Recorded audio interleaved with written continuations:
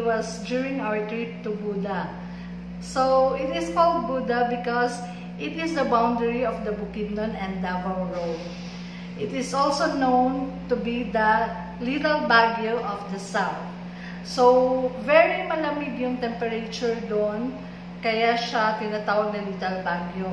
So 20 degrees Celsius or below siya since it is 4,000 feet above sea level. If you're from Manila or Luzon region or Visayas region, mararating nyo ang Buda through plane, around 1 hour and 40 minutes plane travel. Then from city proper ng Davao, you will travel 1 hour and 30 minutes para makarating sa Buda.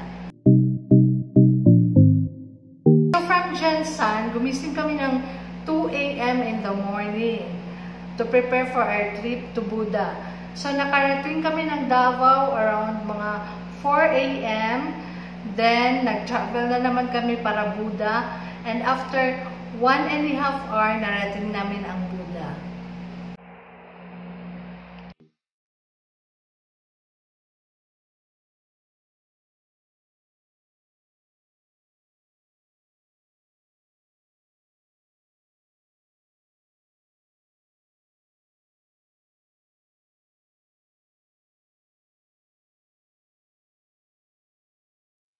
Guys, so ang first stop namin is Real Place located at Barangay Lorega at Kitaw-Taw, Bukidnon.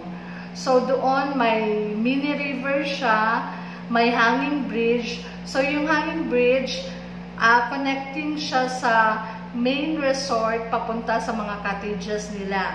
So yung mga cottages nila nag-range ng 700 to 900. So mas okay pa rin na if you are going to visit there, you should call or connect through their website para makabook kayo ng rooms ninyo at makuha niyo yung exact price ng rooms. So yung cottage rates naman nila is around 2,200 pag weekends, good for 2 and may complimentary breakfast pa rin.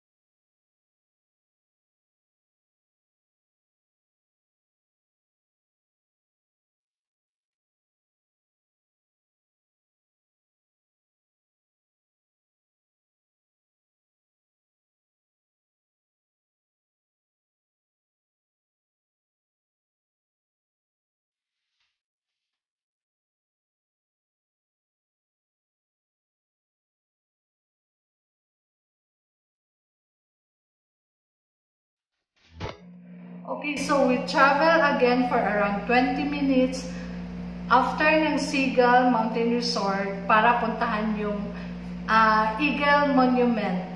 So, yung malaking statue ng eagle.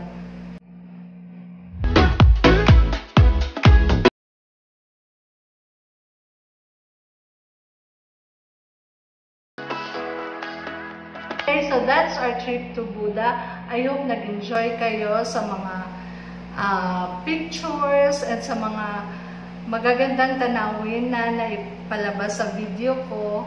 Okay, so after Buda, so diretso na kami ng Toril. So dun na kami nag-overnight sa RLG Inland Family Pool. So nag-rent lang kami ng room na good for 4, around 2,500 pesos. So libre na siya gamit ng pool. So, overnight na po siya.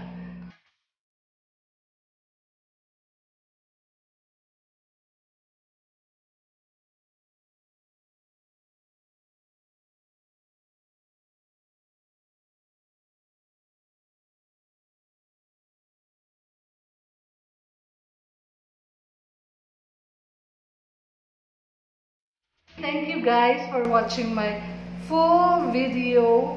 And watch out for my next upload na mga videos. And don't forget to like this video and click subscribe. Thanks! Bye!